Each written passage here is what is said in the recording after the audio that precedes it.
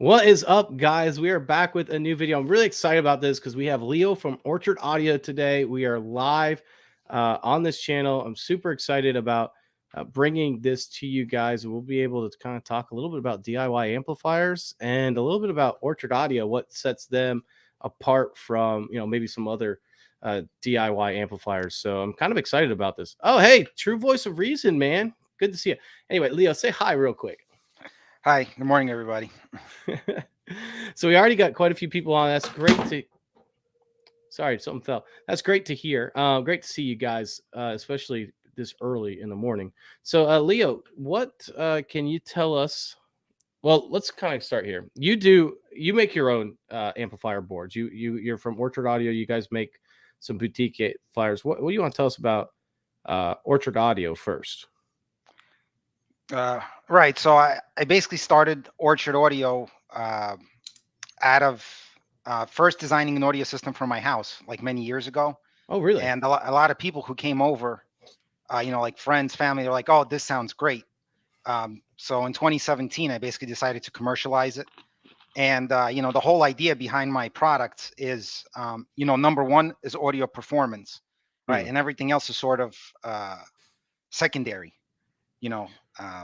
Well, I basically try to get the best audio performance that I can, at the lowest price that I can, right? Because a lot of people don't necessarily need or want, a lot of features that a lot of, mainstream products have, right? Some people just want to focus on audio performance and get it for the best possible price. So, that's where I'm, trying to basically position yeah. So you're trying to get myself. the kind of like the best bang for the buck type thing. Right. So high performance, not high dollar. And I do like that because a lot of times when you see marketing and stuff, you see a lot of gimmicky words going on, and you're like, wait a second, that doesn't mean anything, right? Um, and one of the things I found so interesting about your product in general is that you can actually test your own before you send it out.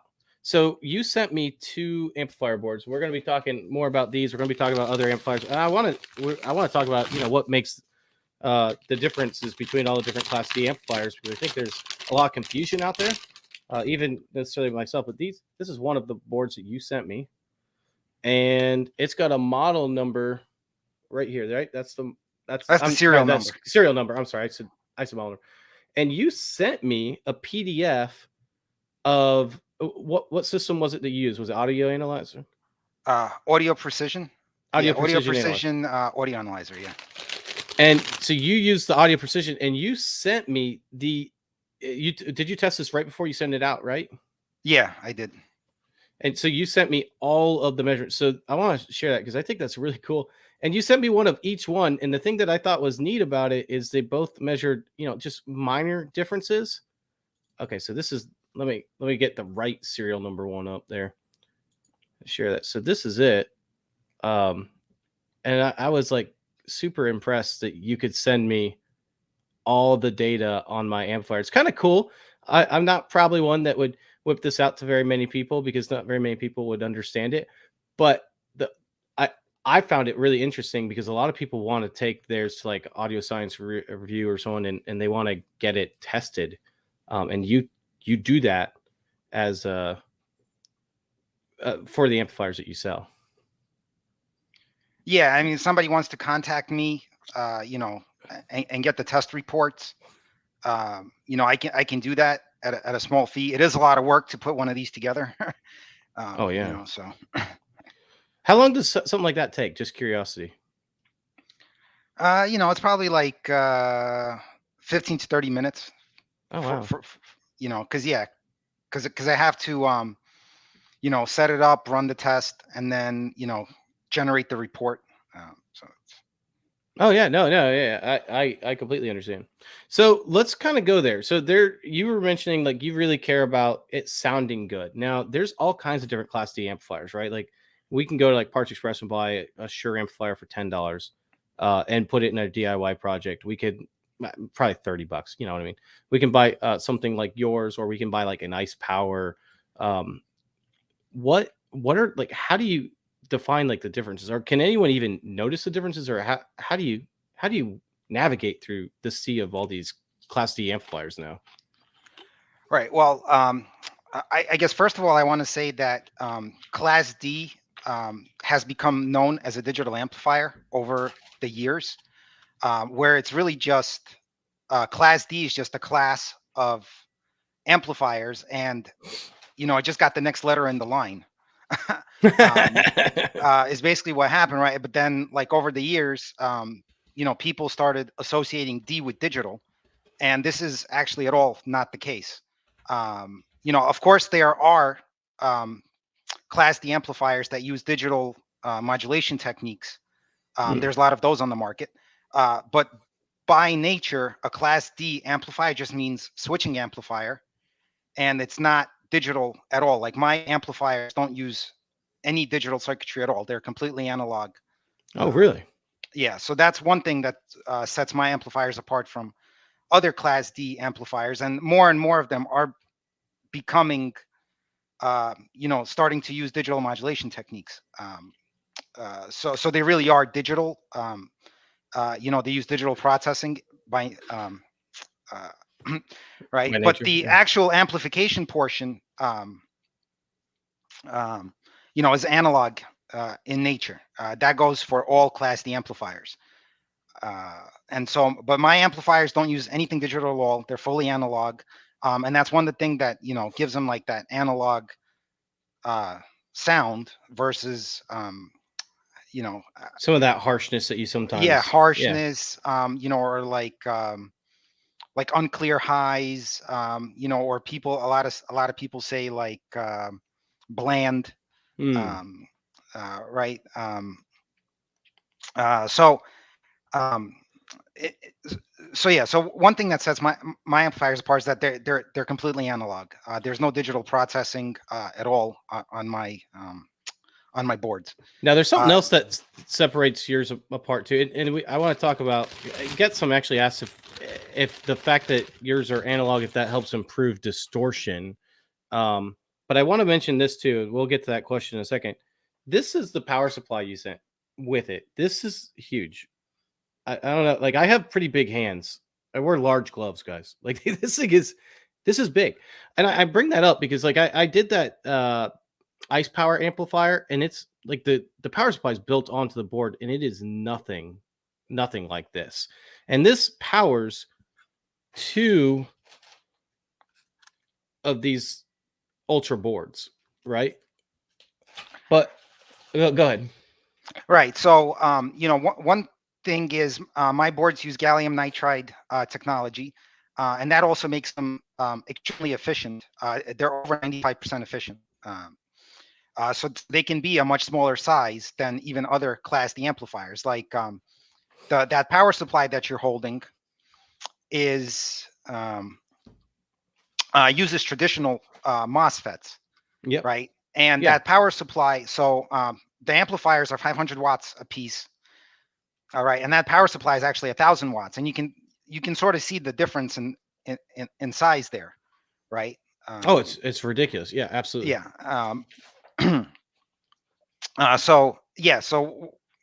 One thing that gallium nitride enables is to make things even smaller, basically.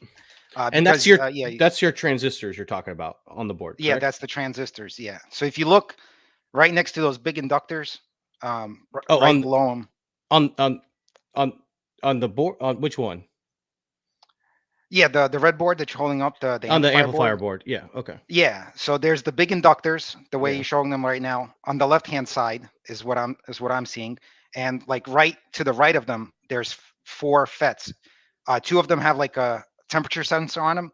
Yeah, these two right here. 2 do not. Yeah. And then these. Well, no, those 2. And then you can barely see them, but yeah, basically there's 500 watts going through those 4 little guys there. now there's better pictures on my website, guys, if you want to go there.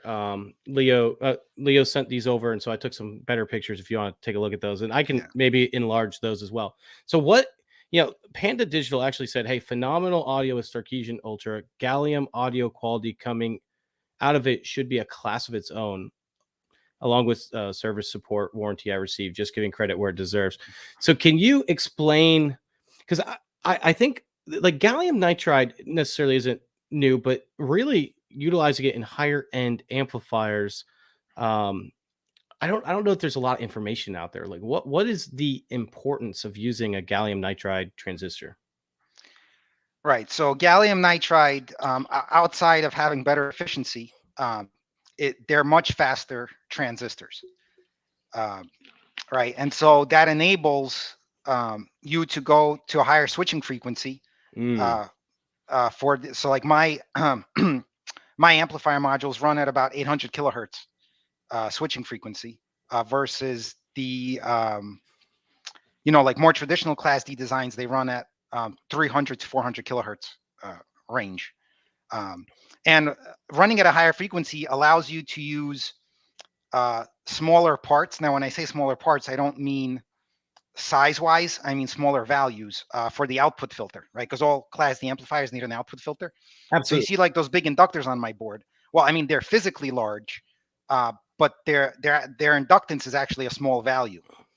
Hmm. Um, So and they're probably a thicker wire then, is that? Yeah, they use like a thick wire, and Okay. I oversized them because the larger the inductor, the better linearity that it has Hmm. over power. See, now that's really cool to know because I wouldn't have known that. So the larger the inductor there, the better linearity you have over the power range. Is that right?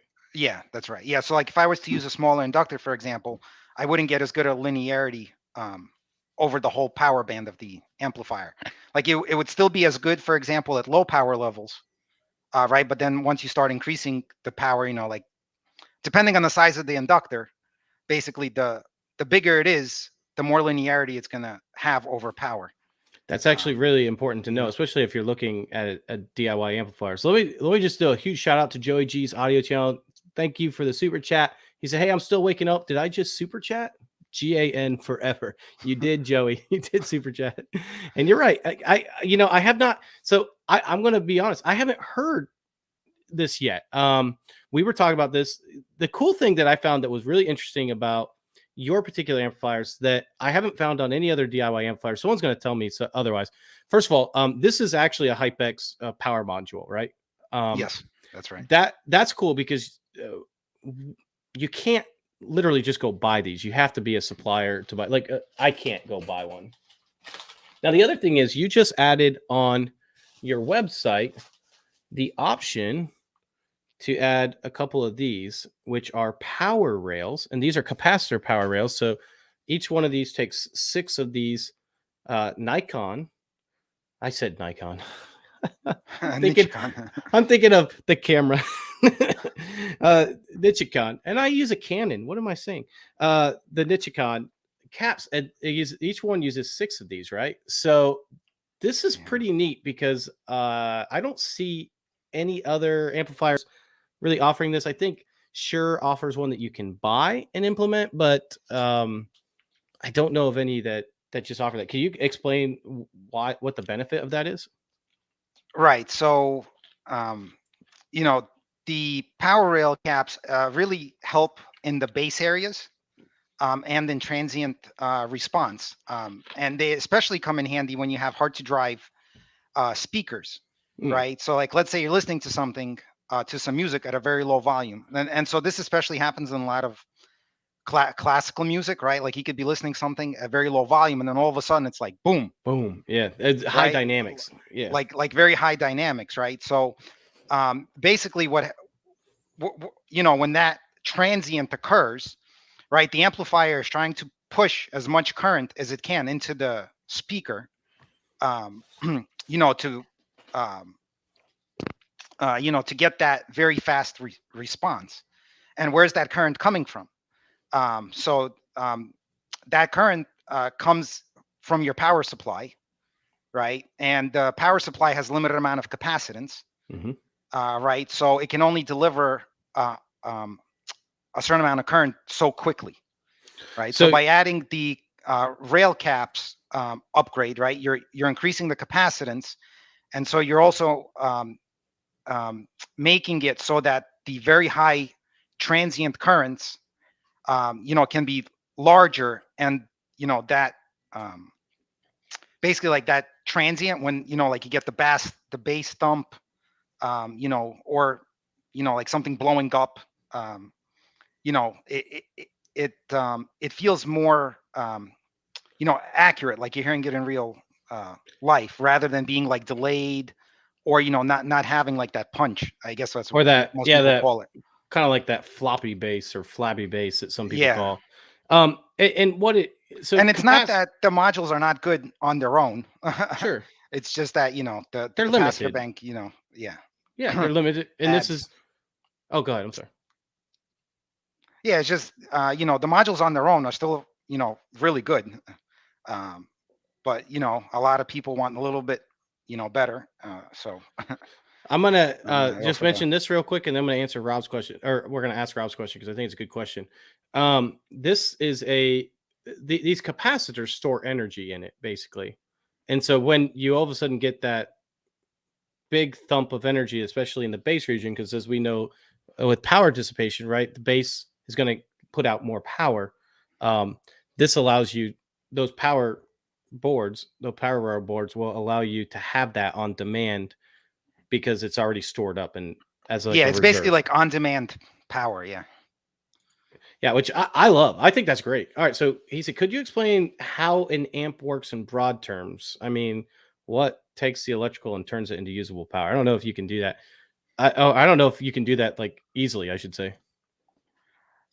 Um, and I know that's I a mean, really hard question to answer.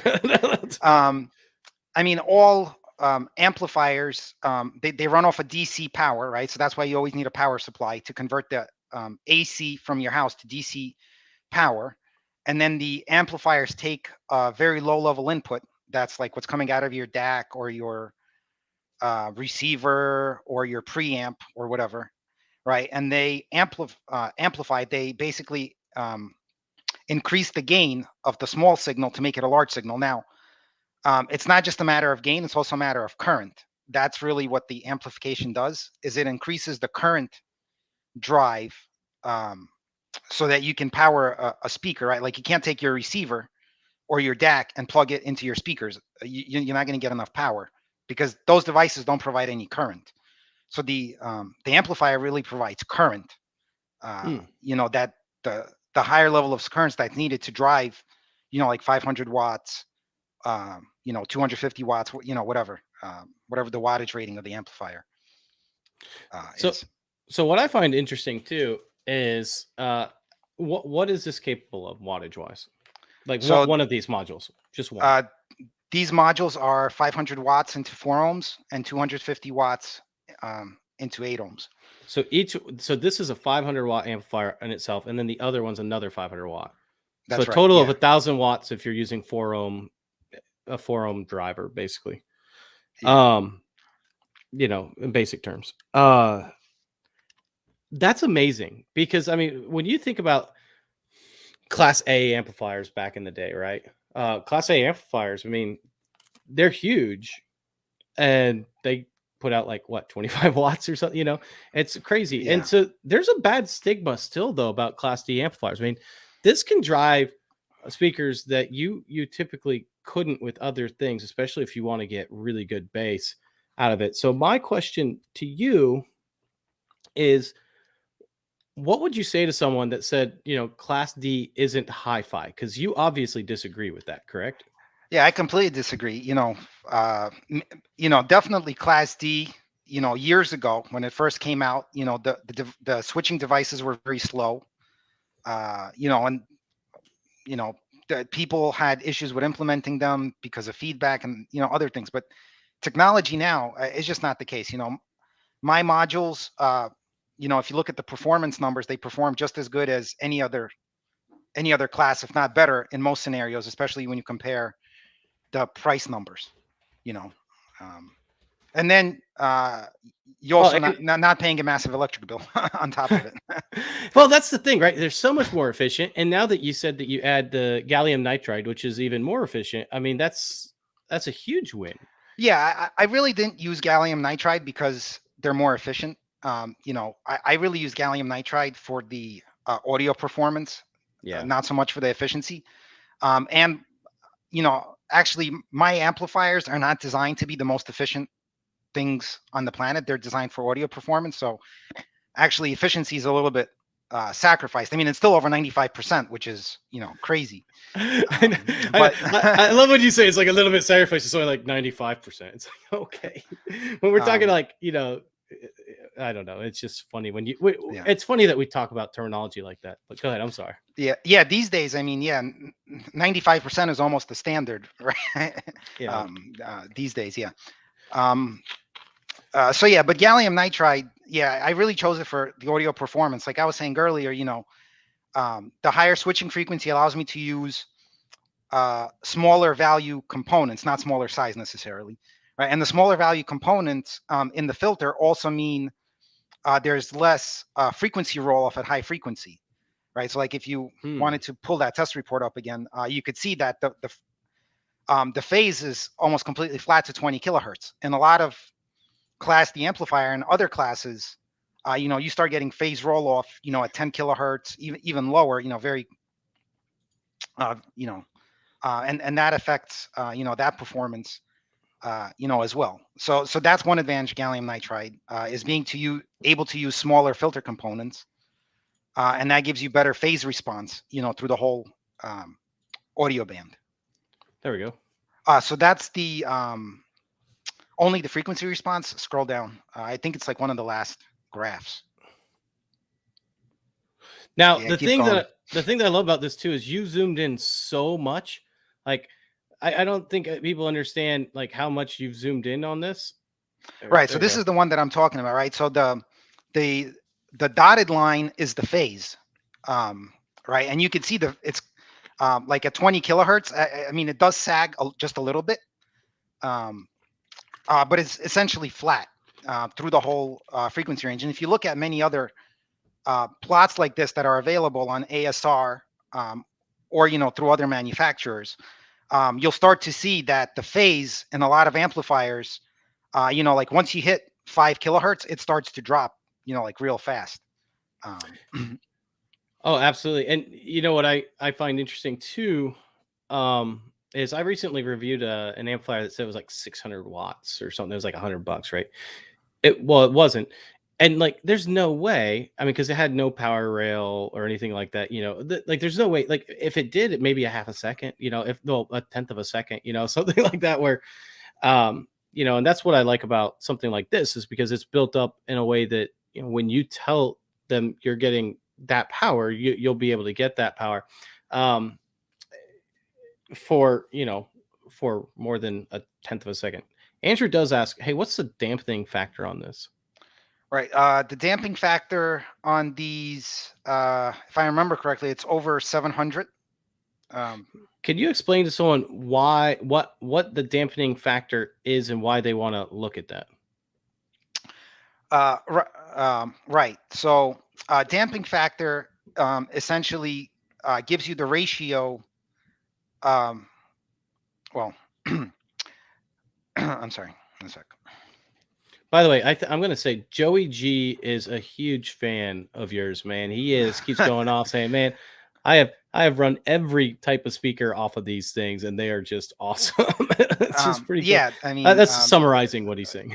Yeah, the modules will drive any speaker essentially, no problem. But okay, so damping factor tells you how good the amplifier's output impedance is, right? So the when you look at it, basically, like let's say you have an 8 ohm speaker, right? And let's say your amplifier output impedance is 8 ohms.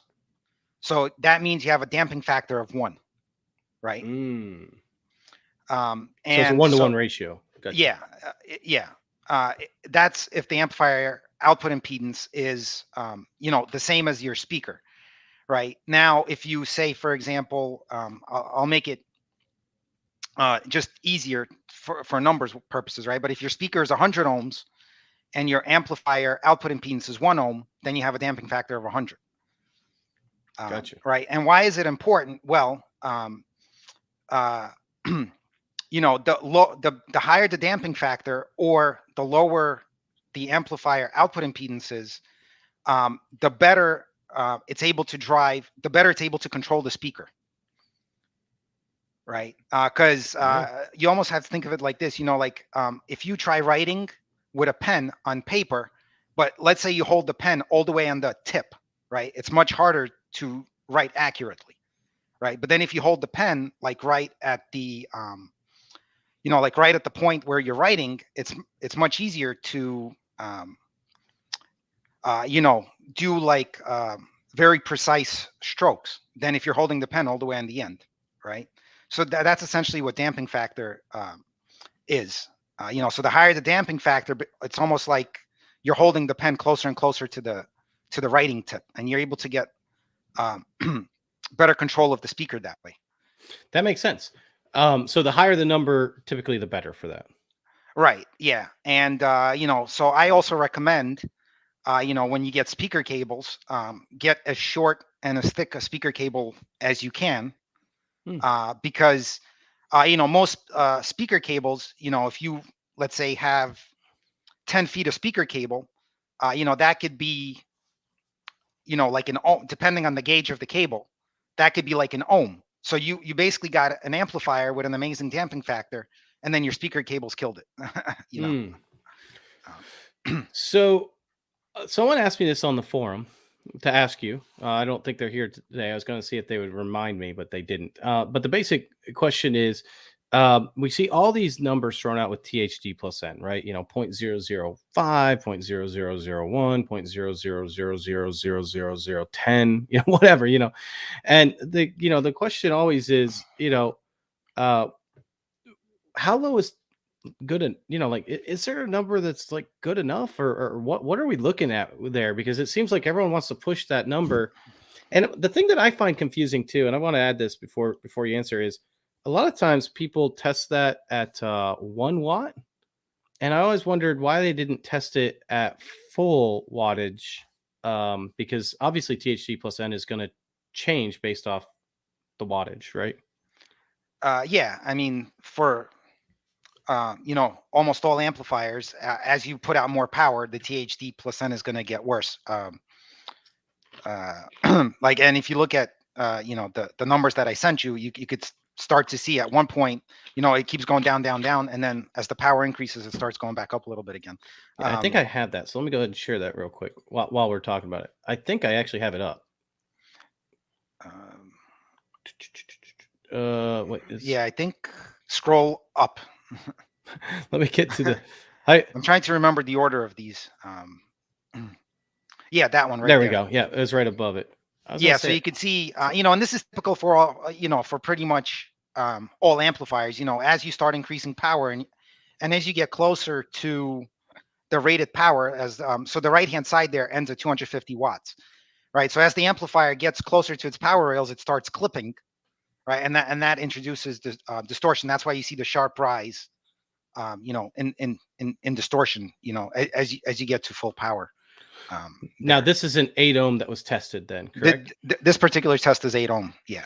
Okay, so at 8 ohm, we're still negative 87 decibels below, which is still inaudible. Yeah, it's still you know, inaudible. Yeah, I basically like extremely conservatively rated the amps. You know, most people rate amplifier power at 1% distortion, which would be on this chart, it would be minus 40 dB, which is all the way at the top. Yeah. Yeah. So yeah, I mean, if I were to rate the amplifier that way, you know, it'd probably be more like 400 watts rather than 250. Now that's a good question. What should we be looking at typically, like at this do you think like negative 85 is like the threshold that we should be looking at when we look at one of these types of, I mean, obviously that seems to be your you know, I mean, lower I mean, lower is better for performance wise. Now, how many people you know, you have to have a very quiet and properly set up room, you know, for this to be able to discern the difference below a certain number. So you do get diminishing returns quite quickly. Now, where this sort of becomes very important, right, is in today's world, almost all volume controls are digital. Yeah, that's a good Right. point. Yeah.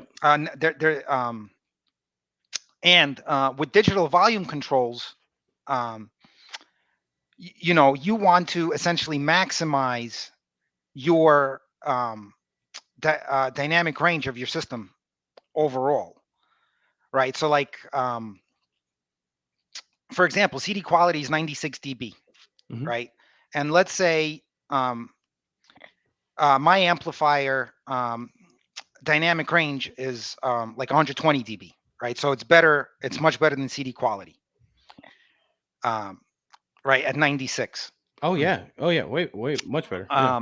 But like in the digital audio system, let's say you reduce the volume by 24 dB, right? So you're back to 96. Um, so right. So basically, what my amplifier allows you to do is to reduce volume by 24 dB and still be at CD quality or better, Yeah. essentially, right? That's huge. Yeah. Yeah. No, that's great. So if you look at a let's say other amplifiers which have, let's say, a signal to noise ratio or dynamic range of 100 dB, well, then you can only reduce the volume by 4 dB. If you reduce that volume by 24 dB, now you're getting much less than CD quality.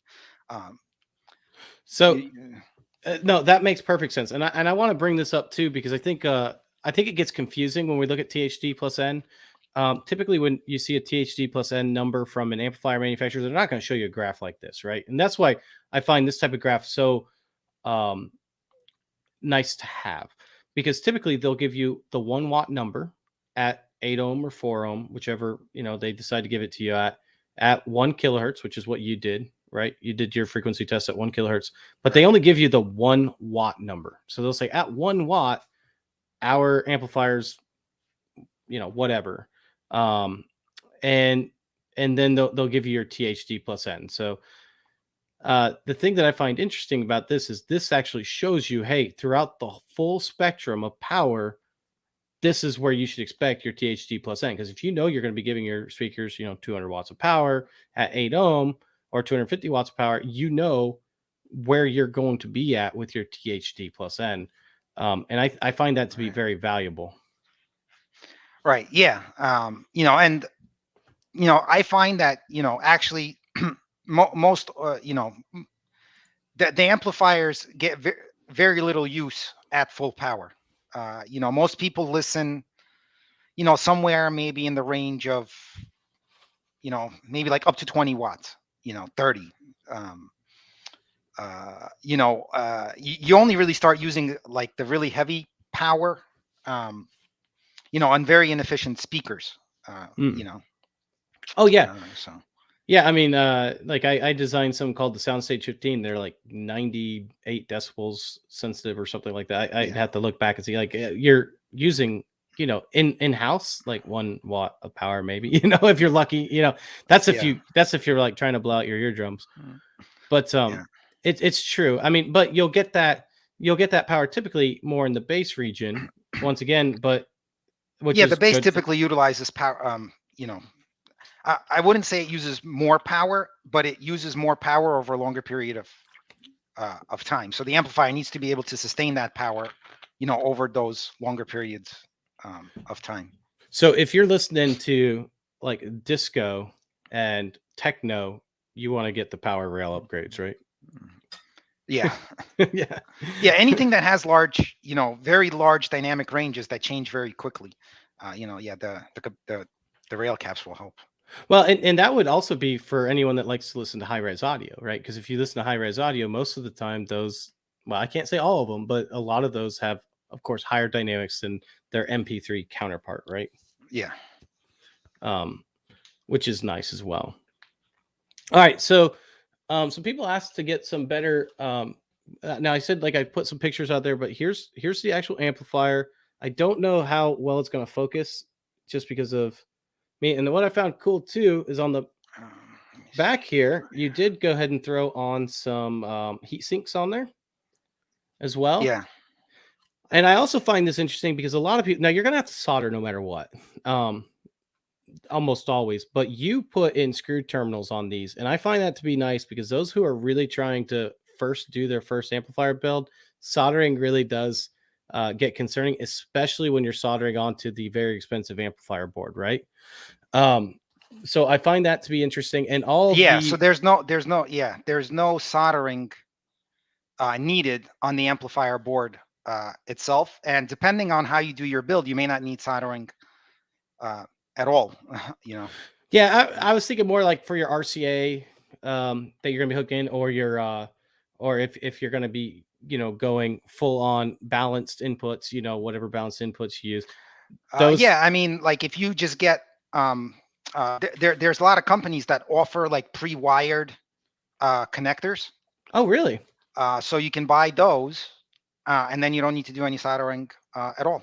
And you sell the case too. And I think that's kind of crazy about this. Like if you decide to build your own, which we're Yeah, gonna I be showing on the partnered with channel. I partnered with a company that sells the complementary enclosure, and that comes with all the holes pre-drilled, and it's all done for you. I mean, you still have to buy some hardware and wires and like a couple other things, but then the enclosure is completely taken care of, for you.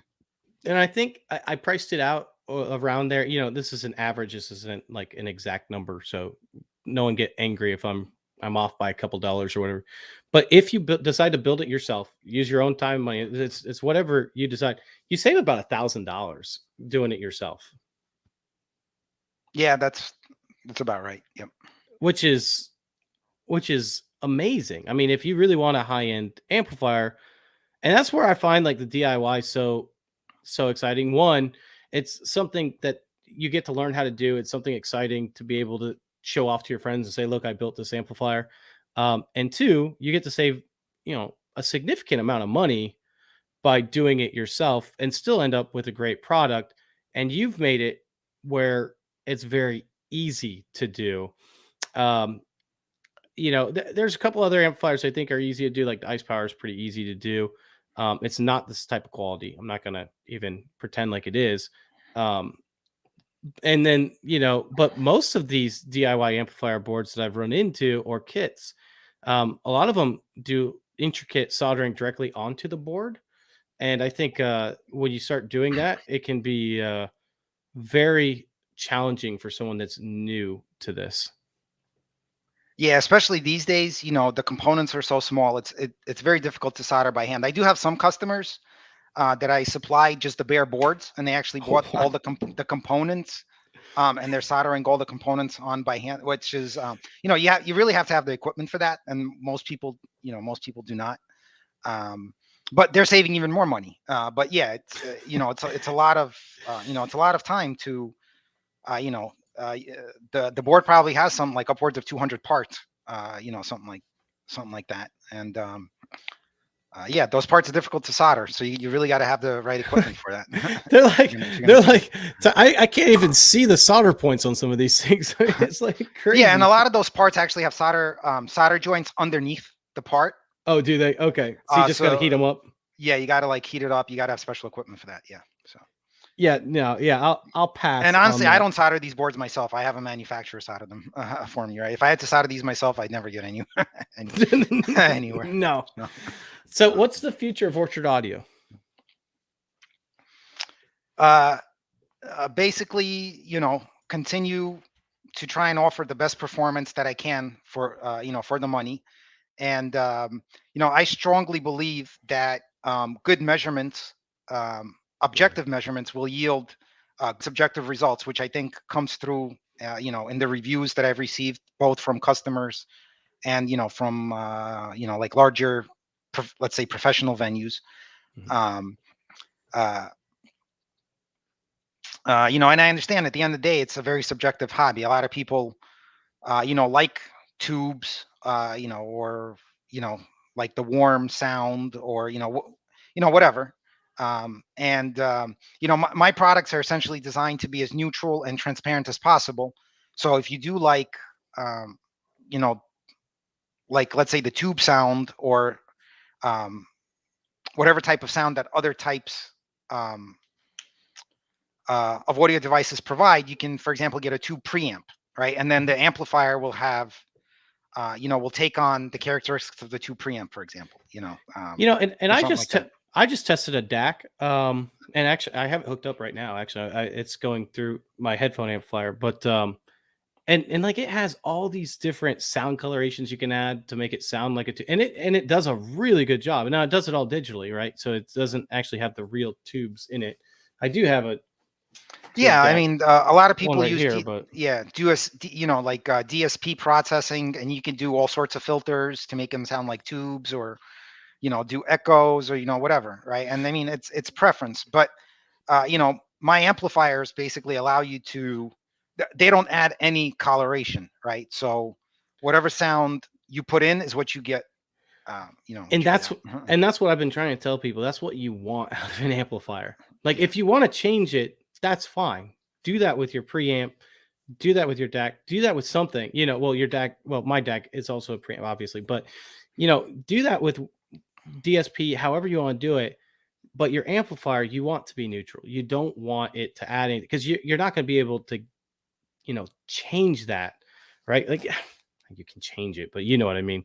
The same way we're talking about, you want it to be neutral, and I completely agree with this aspect. I wish more people would understand that. So I'm gonna mention a couple people, Joey G mentioned PS Audio, for example. PS Audio sells HiFi amplifiers. Now you sell these already built too, so someone doesn't have to do DIY if they don't want to. They can. Yeah, right. Yeah, I have 2 lines of business. I have the DIY products for those who, have the capability and want to save some money. They can buy just the modules and everything and put it together themselves. And then I have the plug and play product, which is already all completely done, and you don't have to do it. Just plug it in. So I have no problem with PS Audio or any of these other hi-fi things, but once again, it comes back to that testing that we talked about with the audio precision analyzer, right? Like you will give people, I think it costs a little bit on your website, but you'll give them their exact amplifier readout so that they know what they're getting. And I find that interesting because a lot of these like hi-fi companies hide a lot of that information. They're not going to give you the audio precision test. Now, I'm sure they have it, at least on the first one that they built. But which I find to be really, and I don't do that either. I don't just test the first one. I test everything, every module or every amplifier that I sell gets tested. It doesn't necessarily get the like the full-blown test, because the full-blown test takes quite a while. I do like a much shortened version of it. Yeah. But every single thing gets tested on the audio analyzer and make sure that it it meets specs. And you also ship internationally, right? Yep, ship worldwide. Now, I want to mention this because this has anything to do with anything we're necessarily talking about, but does have to do with Orchard Audio. You also sell these. Let me go ahead and share my screen real quick.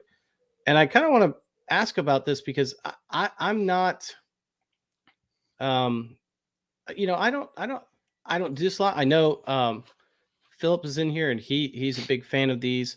But these are your Pecan Pie Stream Ultras. Now this, you sell these. These look very, very nice. Can you talk a little bit about that? Right. My Pecan Pie streamers are basically networked music players that have my design DAC, and that the Pecan Pie DAC is what's inside of these things. Like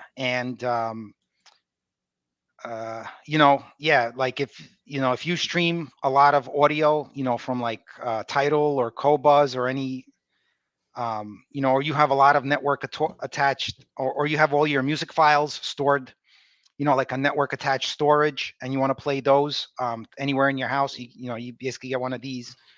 You connect them to your network, and you can, Now, is that Wi-Fi or is that just network, like hardwire? It's hardwired, but I mean, the network is the same as your Wi-Fi network, and you actually use your, your phone or tablet to control these guys. Well, not this This is the Ultra. So for the Ultra, you can actually control it using the touch screen that's on the front there. Gotcha. But if you don't necessarily even have to do that with this product. You can like sit on your couch and use your phone instead of the touchscreen that's on there. That's pretty awesome. And I love the fact that it has balanced outputs. Yeah. All my products have balanced outputs because that's the way to get the highest quality. You know, out of pretty much anything. Yeah, and I like also the fact that it helps with a lot of people complain about ground loops, and which is like so, and it helps with that. It says, doesn't Volumo require a subscription? Volume is it Volumo? Is that how you say it? Volumio. Well, I call it Volumio, but Volumio. Yeah, that sounds much cooler either way. So it does not require a subscription, and some of it's well, I don't want to say it live. It does not require a subscription to have its to most of its functionality, but it does have there's some functionality that does require a subscription. Like if you want native title and Cobuzz integration with it, you would need the subscription. But like if you're already paying for title or Cobuzz, I think the Volumia subscription is only like $2 a month. So that's cheap. Yeah, I know a lot of people that use these. I don't use one personally, but they always seem to think it's really good. And the cool thing is too, like that could hook up directly to your amplifier, because your amplifier also has balanced inputs as well. Yeah, and I actually have I sell a streaming amplifier which has everything built into one box. So you have the streamer and the amp all in one enclosure, and then you're done. You basically get that and just add your own speakers. Which one is that? Oh, the Streamer Ultra, is that what's called? The Streamer Ultra, yeah. All right, I'm gonna pull that up because I didn't realize that. That's kind of cool. So this actually has the pecan pie in it, as well as the Streamer Ultra, the Star Crimson Streamer Ultra. Yep, that's the guy there. That is the stereo amplifier and the pecan pie streamer all inside of one unit. That's pretty cool. I had no idea that was it. Yeah, so when you look at the back of this guy, right, yeah, you just have your Ethernet port and then the speaker outs. And you can optionally, I can optionally on this unit also give you the DAC outputs. So like if you wanted to connect a subwoofer or something like that, you could do that as well. Wow, that is cool. I had no idea that you did that. Is there any benefit to having it all in one like that, besides obviously taking up less room? Right. Yeah. The big benefit is, it's all integrated into one and it takes up less room. But for example, if you get my pecan pie streamer and you get the stereo amp and you connect those two together, you would have the same performance. Gotcha. With a little bit more, buying separates always gives you a little bit more flexibility. Like you can put a preamp in there, you can connect other things. With the streaming amplifier, it's really just a streaming amplifier. It's nice to have all in one, I think. And for a lot of people, with small apartments, or very limited space, this is this is a like a very attractive buy, right? Because put this in, you're done. And then you just need speakers. Oh yeah, no, I think that's really cool. So you saw both the amplifiers and that.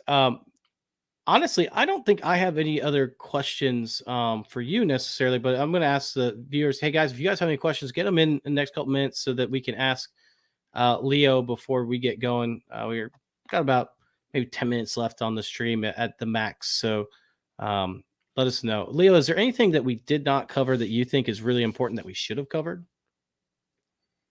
No, I mean, I think, I get a lot of interest, especially from the folks that also frequent Audio Science Review, ASR, and I can quickly share my screen of the audio analyzer software and run a couple of tests. Oh yeah, you want to do that? Yeah. So let me. I think this is pretty cool. I would love to have one of these, but these are so crazy expensive for someone that doesn't Okay, so really. I'm sharing the screen now. Yeah, go ahead and yep, I can see it. Let's go ahead and add that. There we go. Yeah, so like for example, this is one of the tests that I sent you. So I have an amplifier already connected and running. So like here, you could see the audio analyzer, and then you can also actually see the FFT. Oh yeah, down there in the corner. Down there in the corner of what the and then you get your plot of the performance on the screen here over power, and this is at 1 kilohertz. Which is pretty standard. Yeah, and that's a pretty standard test. What's like I also do some really non-standard stuff. Like for example, if I go over here, can you explain the FFT? Yeah, so this is an extremely wide band FFT. So if you look here, like all the way in the bottom right hand corner, you can see it goes out to actually 1.25 megahertz. Yeah, it's huge. So you can see the amplifier switching frequency, which is that second big spike on the screen. So that's at 800 kilohertz essentially there, right? And then you could see the signal that I'm putting in, which is 1 kilohertz signal, and it's minus 40 dB down. And then you could see the noise floor is minus 150 dB down from the that would be from the full output level of 250 watts. But even at minus 40 dB, between the signal and the noise floor, you have 110 dB there. That's that exceeds any the most quietest listening room you could ever set up. You will never hear the noise essentially. Yeah.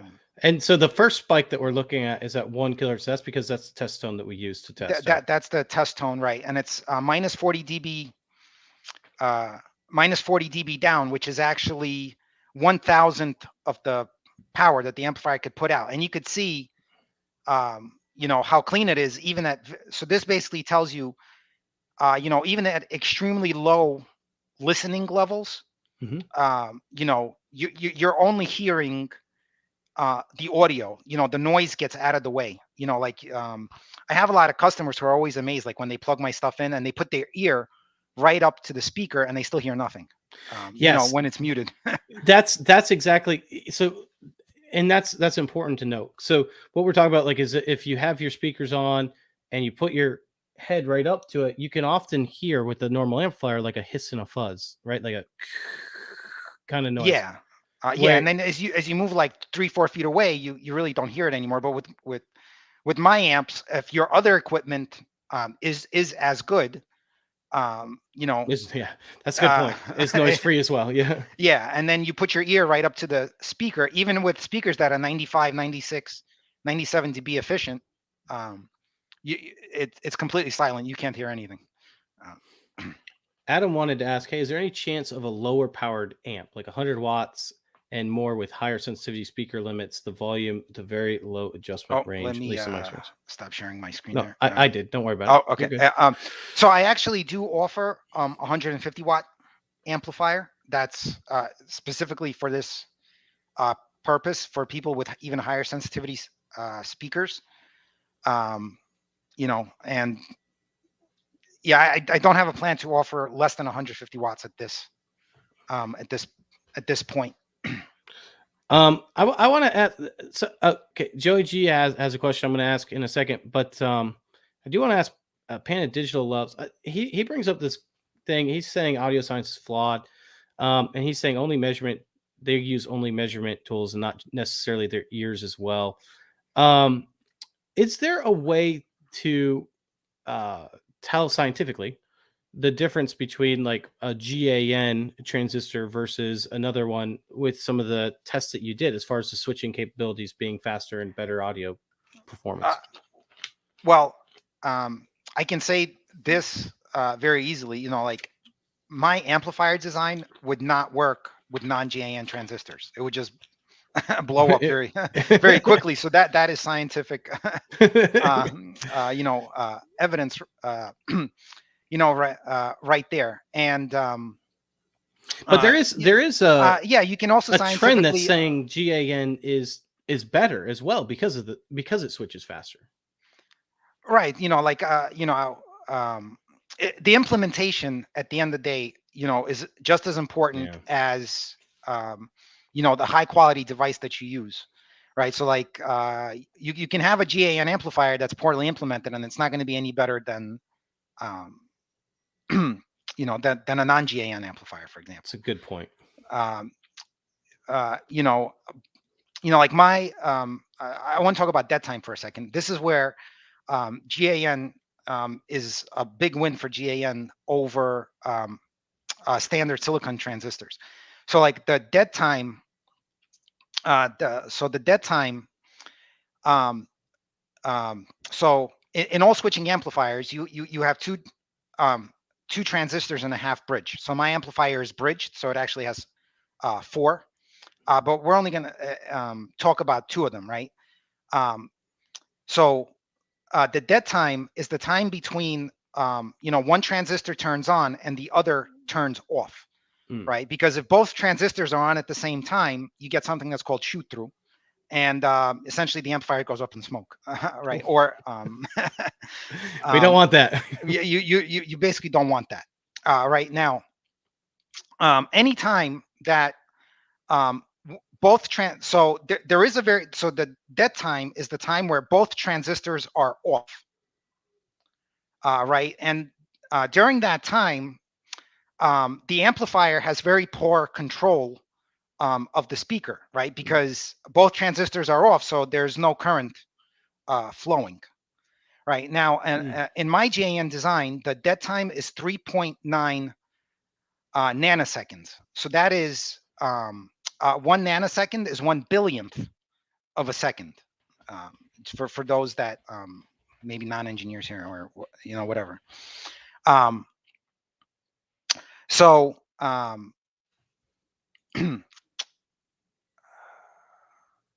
Adam says this dead time sounds similar to push pull. no, it's not really. So I basically, the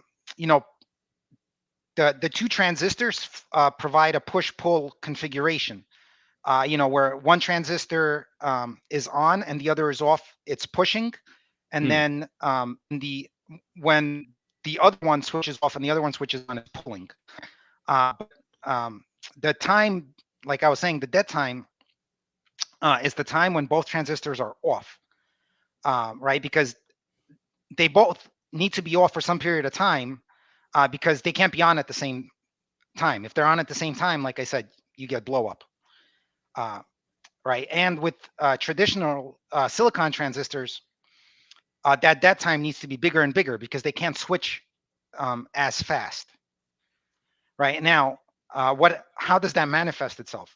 The bigger the dead time you have, the more distortion you have, right? Because that is the time that makes sense. when the amplifier can't control the output, right? And so the more distortion you have, now the more feedback you need to compensate for that distortion, right? And so a lot of Class D amplifiers have a lot of feedback wrapped around them, and a lot of people describe a lot of negative feedback as sterile sounding, or fuzzy, or whatever the term you want to use for that particular scenario. So my amplifiers, because their dead time is so small, they actually don't need to have the massive amount of distortion wrapped around them to, and they still achieve very good performance, as you could see from the, from the measurements there. Right. So GAN definitely has, in my opinion, and from what I've been able to measure, an advantage, over non-silicon, silicon-based transistors. So you'll still see that in all of the graphs, but there's no specific test that shows. Right. There's no like one specific test. Like for example, you know, when you measure the gain of the amplifier, that also tells you, well, not necessarily. I know. You know, I catch The gain of myself the doing that a lot too. amplifier, the gain of the amplifier tells you the gain of the overall amplifier, right? And so in my case, it's 19 dB for a balanced input, which is already sort of below most standards, right? You know, most standard amplifiers are like 26 dB typically, and then they go up from there, 30, and so on. Now, the lower gain of my amps also allows you to use a higher output out of your DAC or preamp or et cetera, right? And this is very important, like I was saying earlier, with digital volume controls, where when you lower the volume, you reduce your resolution. So my amps allow you to have, you know, operate your devices at a higher volume, not reducing resolution as much. Gotcha. But yeah, but even internally, the internal gain loop is much lower than with other Class D amps. A lot of Class D amps have, you know, their internal gains, you know, are like 60 dB, 70 dB to compensate for that distortion that you get from the dead time. You know, with my amps, it's around 30 dB. You know, so it's a much lower. It's a big difference. Yeah. Yeah, it's a big difference. Especially when you consider that dB is a log scale. So every 20 dB is actually a factor of 10 difference. You know, so going from like, let's say 30 dB to 50 dB, when you back it out, it's actually 10x difference. Joey G asked, "Hey, do you ever have any plans to offer multi-channel amplifiers using ultras?" So I'm curious about that too, actually, because there's a lot of people now that are using like these like for like surround sound and things of that nature for like, you know, their high-end speakers, especially now with home theater getting so big. Yeah. So I mean, not really. I mean, my amps are already so small, you know, compared to what other manufacturers have. You know, if you want multi-channel, you could buy 2 of them.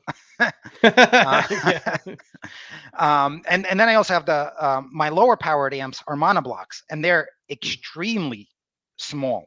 Let me see if I can.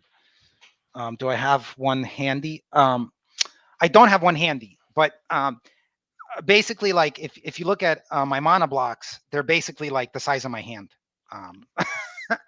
Wow, that's awesome. And you know, a little bit larger than my hand. You know, so there's no issue, you know, getting a lot of them for a multi-channel configuration in you know, in that sense. But now that uses an external power supply, correct? Yeah, that uses an external power supply. So the power supply you can even put away, you know, like further away some. So that's why it's somewhere. So small, is because the power supply is. Yeah, the power supply is external. That's why the monoblock itself is so. Kind of like a so big small. like gaming laptop where it uses like the big external power supply like that, right? Yeah. Okay. This is a good question. I actually don't know this. Is this like your amplifier? Is it your own design? Or is it based off of? And then you right. So it's completely my own proprietary design, right? I don't use like any Class D chips. It's completely my own proprietary modulator. Oh, really? So there's no, you know, I never looked. I guess I didn't look that close. Yeah, it's not ICE, it's not Hypex, it's not Pascal, it's not any of these Infineon or Infineon. Yeah, I mean, like yeah, I use you know, I use like Texas Instruments op amps, you know, and I use, you know, I don't make my own op amps. Right. So but you know, other than that, yeah, it's completely the modulator. It's not a Class D chip, it's completely my own proprietary proprietary design. You could read I don't know if you want to pull up my website, but there's a technology section, and you can read about it. Show me where this technology section is, because I am not seeing. I was looking at your mono because I was So if looking you at go to your. the if you go to the Star Crimson pull down up at the top, Uh-huh. and then Oh, you go to tech reviews, right? So there's sort of like a block diagram of what my proprietary modulator looks like, and there's some description there. You can read more about it. I love this. um, An analog amplifier, which we've already talked about, but I love that because you're right. Too many people get Class D and digital mixed up. yeah, Um, yeah. Class D does not mean digital amplifier. In some cases, in a lot of cases these days it is, because a lot of companies do use, these digital modulation techniques. Um, but my amplifier is fully analog. There's no digital going on there anywhere. AJC said because of some of the stuff we were talking about earlier, does that mean you can do a line in directly to your amplifier? I'm not sure what you mean directly by line in. I'm assuming he means you don't need a preamp. Right. No, you don't need a preamp. You can go from your DAC directly into the amplifier. If you want to use a preamp, you can. I actually recommend, um, you know, um, my design philosophy and my philosophy in general follows Da Vinci's quote: "Simplicity is the ultimate sophistication." Right. So, Yeah. And that motto, right, also fits in with other things. Like, for example, you may have a phenomenal preamp, but no matter how good that preamp is, it's going to add noise and distortion between your DAC and the amplifier, regardless of how expensive and how good it is. Right. So, um, I'm not sure what he's. I'm not sure. I'm uh, not AJC. I'm not sure. Maybe we're using. I don't know. I'm not sure what you mean. maybe we're using the term, but yeah. So my recommendation is, well, maybe with older equipment, the line levels were much lower. But with any modern solid state equipment, you can take your DAC and you can plug it directly into my amp, and you're not going to have any problem. Right now, you do need volume control in there somewhere, I right? was So just if you gonna if say you that. if Yeah. you need volume control, right, because my amp is completely passive device, so there's no volume control in the amp, right? So if your DAC does not have volume control, then you need a preamp to do the volume control. But if your DAC has volume control, then you're all set. Yeah, and that's actually I was just going to mention that because a lot of people, when I have built some other, we're used to volume control with the amplifiers nowadays. But a lot of high end amplifiers don't use volume control, and so your recommendation is to get some type of DAC or preamp with volume control for this one that's also of high quality. Is Right. that correct? Yeah. You know, yeah. I mean, basically, the amplifier, the way it's designed to be, well, all my equipment is designed this way, but it's designed to be completely neutral and transparent, right? So it's going to take on the characteristics of whatever you hook up to it. So if you hook up a poor quality, or a shitty DAC to it, you're gonna you're gonna hear the poor quality from the DAC, so that's how it is. Um, And he said, this is where my education lacks volume control, best way, et cetera, et cetera. And there really is no best way necessarily, but I think both Leo and I would both say if you can find one that has a balanced output, that would be best.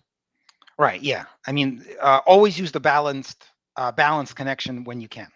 The balanced connection will always give you the highest performance that you can. Can we talk about that for a second?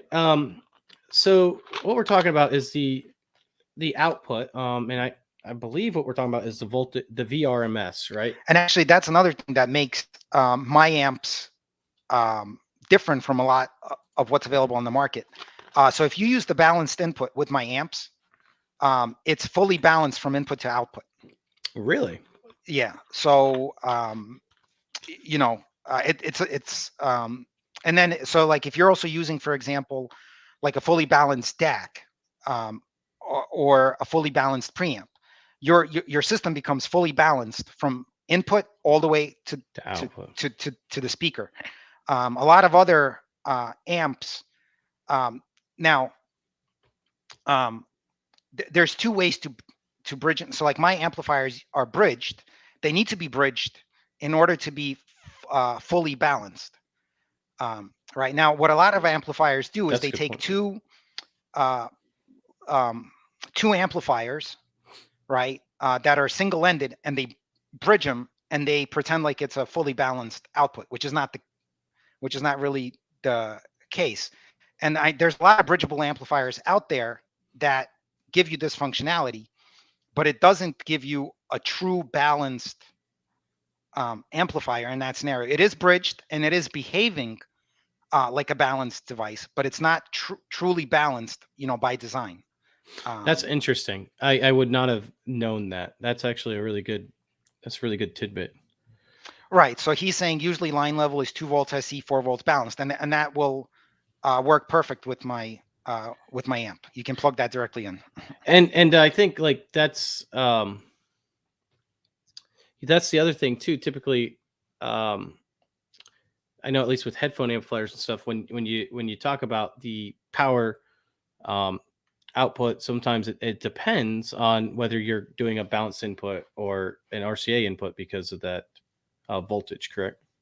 Right. So with a balanced output, the way most of them are designed and operated, you get double the voltage, and power is a square of the voltage. So whenever you get double the voltage, you get 4 times the power. Wow.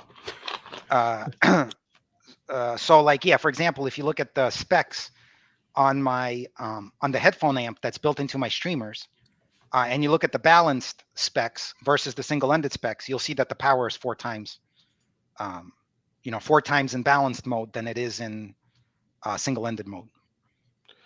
So that's on your Ultra. Like if we look at or are you talking about the Pecan Pi? Wait, the Pecan Pi streamer. Yeah. The Pecan Pi streamer. Okay. Yeah, and if you look at the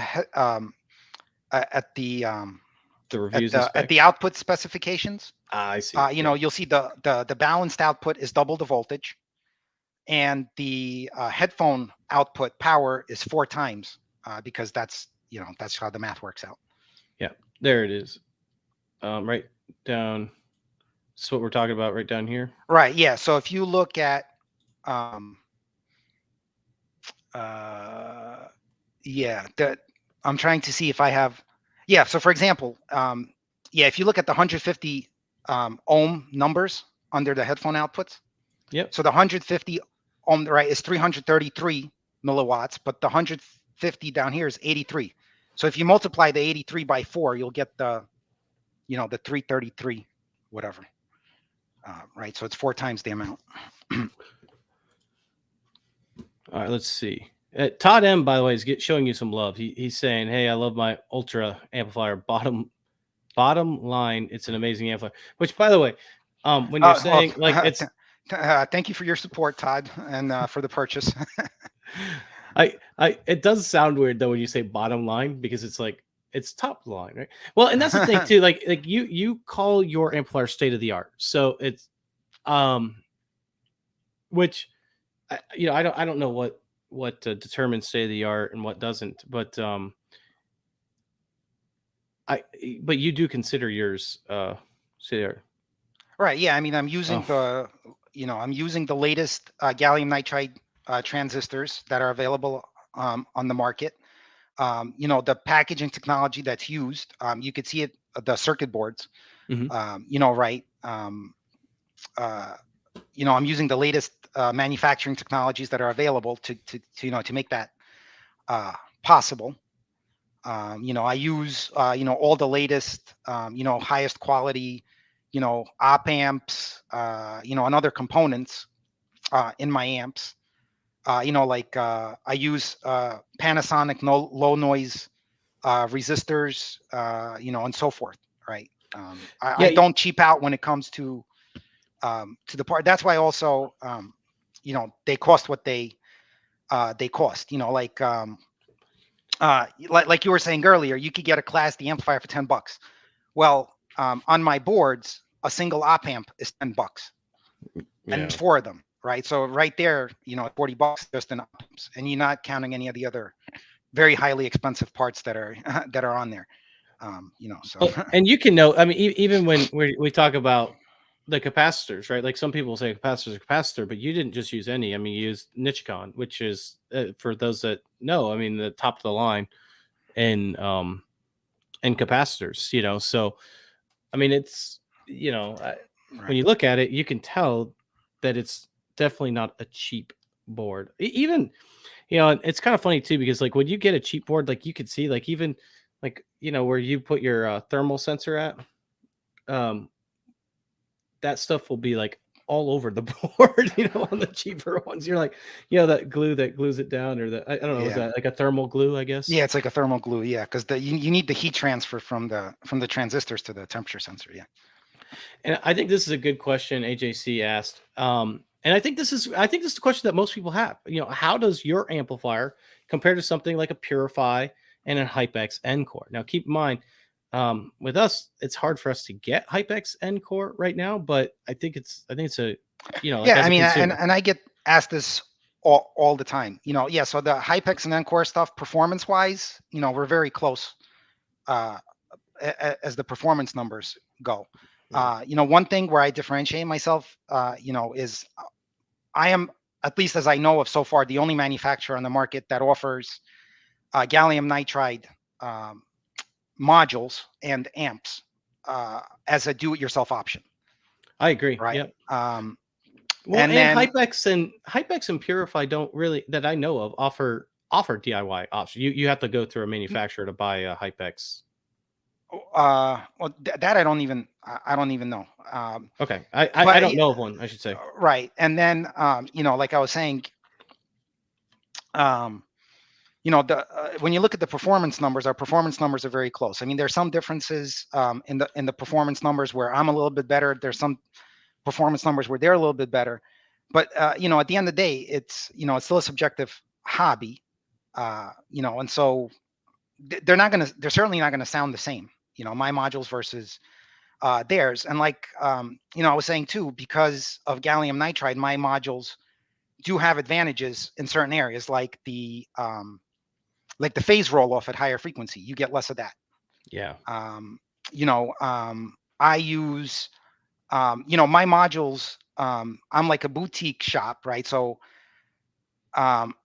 whereas the Hypex and Purify stuff is designed to be mass manufactured, I manufacture my stuff in smaller quantities, and I'm also able to use higher quality parts, right? Because when you mass manufacture things, like let's say I was building, um, like 10,000 of these modules, right? Well, if I use a $10 op amp, 10,000 times 10,000, that's a lot of money, right? Oh Um, yeah. um, so it's a little bit different, um, No, keep going. so it's yeah. So I mean, um, so there's pros and cons both ways, but I do believe I that I my modules offer a superior and I think that's what a separates. superior sound experience. Well, and I think that's what You know, separates you is that GAN. No one's really using gallium nitride that I know of. Well, not many are using gallium nitride, and I don't know Hypex or Purify that are using that at all, which I think is kind of neat. Now, Philip said, "Hey, how do transients come into play as far as measurements? Like, is there a standard for measuring that?" so Um, right, there's no standard, and I don't really publish like those numbers. But with gallium nitride, like for example, when you look at my at the rise and fall times on my switch nodes, it's close to 10,000 volts per microsecond. Which is astonishing. You're not going to get that with traditional, FETs. Basically, I think in a lot of places you can find uh, like some manufacturers put a square waves, mhm. right, of there, or you could see like how the square wave, right. So essentially, what you want in a Class D amplifier is you want an ideal looking square wave. And you know what? Maybe I'll post a pic of this on like ASR um, later for those who want it. But essentially, your switch node, you want it to look as close to a perfect square wave as possible, right? And when you zoom in on the edges of the square wave, right, they start to look like they're not sharp, right? They start to look like they're like they're ramping, right? Yeah. And I mean, there's no such thing as an ideal square wave, by the way, right? Nothing is gonna ramp from 0 to some voltage at an infinitely fast speed. There's always going to be, so you can't get a perfect square wave, right? That's like, um, it's like you can get it in math. Mathematically you can get it, but in reality, theoretically, well, yeah, you can get one theoretically, but you can't get one in practice, right? But you want to try to get as close as you can to that perfect square wave to get the best possible sound. And when you look at the square wave, even when you zoom in on my amps, it looks, to be very close to instantaneous because 10,000 volts per microsecond is extremely fast. So you're getting, with the next generation of gallium nitride transistors, would I be able to get it even quicker? Probably, but it'll never be, it'll never be infinite, like what you want in theory. And this is where gallium nitride also makes a very large difference compared to silicon transistors. That ramp, on the switch node is going to be slower with silicon transistors, no matter what. So Adam has a pretty interesting question. It goes on. So that's a two-part question. Is there a point where the test extends so far beyond what is reproduced that while meaningful, the ability to hear the difference is impossible?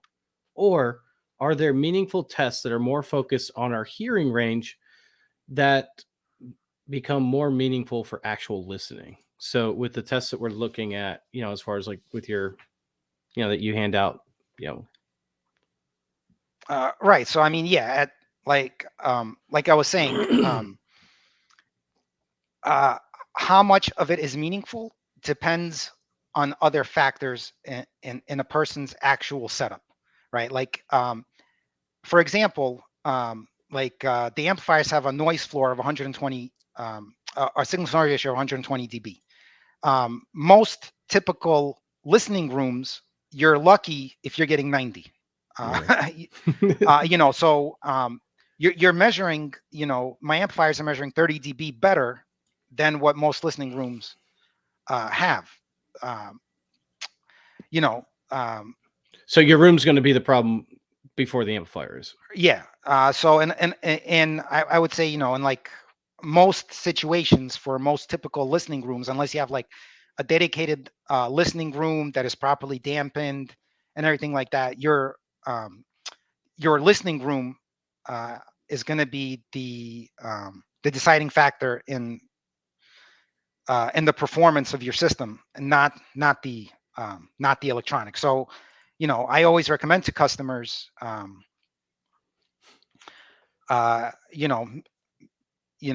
room treatment, and those things are just as important, as a high quality, amplifier. Yeah, you're always going to have some type of something in your is going to be the weakest link, and you got to figure out what your weakest link is, right? And unfortunately, for most most average scenarios, the listening room is going to be the weakest link. Yeah, that's actually true. I moved recently, and my new room that I do a lot of listening in is less than ideal, I should say. I will often even bring them outside to listen. Even that is less than ideal, although it's more of an anechoic measure. Although, like this is an aside from what we're talking about. I love anechoic measurements, but to a certain degree, anechoic measurements are also measurements that don't make a ton of sense either. I mean, they make sense, but in the same instance, you'll never get that, right? Because you're going to put it in a room. It's never going to be an anechoic right. measurement. You're not listening to stuff in an anechoic chamber. Right? Yeah, right. And a lot of my, like I was saying, my belief is that objective measurements yield good results, right? And as Orchard Audio continues, I'm also doing research into how, um, how these objective measurements relate to, the subjective opinion, right? And not everybody's subjective opinion is going to be the same, but I mean, on average, let's say, right? I agree. And Yeah. then I do a lot of measurements on my stuff that I don't publish because they're not standard measurements per se. Like transient response, for example, that's a measurement that I do. And I believe that transient response has a clear correlation to, sound quality. I agree. Yeah, and I think that's something that we don't focus enough on. So that's like one example of that. And as Orchard Audio continues to grow and mature, yeah, I spend my research time and money looking into getting the best objective results in a way that will also translate into good subjective ones. And so far I think I've been pretty successful on that. Oh, absolutely. And I like what Philip says here too, because I think Orchard Audio tailors to this. He said WAF, which for those that don't know what WAF stands for, it's wife acceptance factor, is the deciding factor. And there's a truth to that. And that's what I love about the DIY portion, is because if you do have a wife acceptance factor, like you can take that amplifier and put it in whatever case you want, or design your own case, which is probably what I'm going to be doing. I'm designing my own case as we speak, I should say, for this, so that you can have it look like whatever you want and fit your decoration. And then if your wife says, like a month, like my wife does, hey, I want to change it up again, then you can change it up again. Yeah, and and that's part of the reason my monoblocks are so small. Too, I made them so that you can basically hide them, and then, Yeah. well, your wife doesn't even see them. For example, right? And even though I'm a manufacturer in this hobby, I have the same problem. And we have a 3-year-old now, so like I can't even have floor standing speakers in the in my living room because the little one will not come over, hurt herself. So I know I have a 3-year-old and a 5-year-old, and for a while there, I would get a speaker built. I'd have it protected from every kid. I'm like, oh, this is great. And right before I take the picture or do the video, pop goes in the dust cone. I'm like, no. Yeah. And you're like, oh. And then everyone, of course, comments, hey, I see your dust cones pushing. I'm like, yes, I have a 3-year-old. Thank you. Like, I tried my hardest not to, but that is funny. Nice show, guys. Kind of reminds me of the old NPR car talk program, which I'm a huge fan of. The click and clack in the morning, right? Hope you guys do this again. Maybe it's the time slot. I don't know. But I don't know if you ever listened to that, but they were hilarious. It's too bad. One of the brothers I know passed away, which was, or I believe he did. And that was. Yeah. My wife listens to NPR quite a lot. I personally, not a big fan of those types of shows altogether. So. Well, you're probably not going to be listening to car talk on your ultras anyways. Yeah. All right. Well, I don't think, guys, I think we're pretty much out of time. This was an hour and a half long, which is awesome. You guys had a lot of great questions. Leo, is there anything else before we go that you want to say? Oh, wait. And guys, that's the other thing. Leo does have a video out, that a 10-part series, I think it is, that shows how to build these. Now I'm going to have a 1 video out that's going to show you how to build it as well. So if you want to get ahead up and you want to go ahead and start and build it right now, you can do that. Leo's YouTube channel, it's put in the link down below. You can do that. Also, you can check him out on Facebook. Of course, the website. And Leo, if you don't mind, would you, if you do stick that picture up of the square wave, could you put it on the website as well, towards DIY Audio? Yeah, I'll put it up there. Yeah. Yeah, I think that would be really cool. And then you guys could take a look there as well. But yeah, this is going to be a really cool project. I'm really excited about that. I don't think you have on your videos how to put up the power rails yet, because this is brand new. No, it's actually one of the videos. It's one of the 10 videos. Yep. Oh, yeah. Never mind. I scratch whatever I just said. But I'm really excited about getting this all built. I'm super excited about doing this. I think you guys are going to really like this. If you guys have any other questions, go to the forum, ask them. I'll try to get to those and see what we can do there. All right, Leo. Anything you want to say before we go? No, I want to thank everybody for tuning in. That's pretty much it. All right, thanks, guys. Have a great rest of your day, and for all of you guys, have a happy Thanksgiving. All right. Yep. Happy Thanksgiving and a good weekend.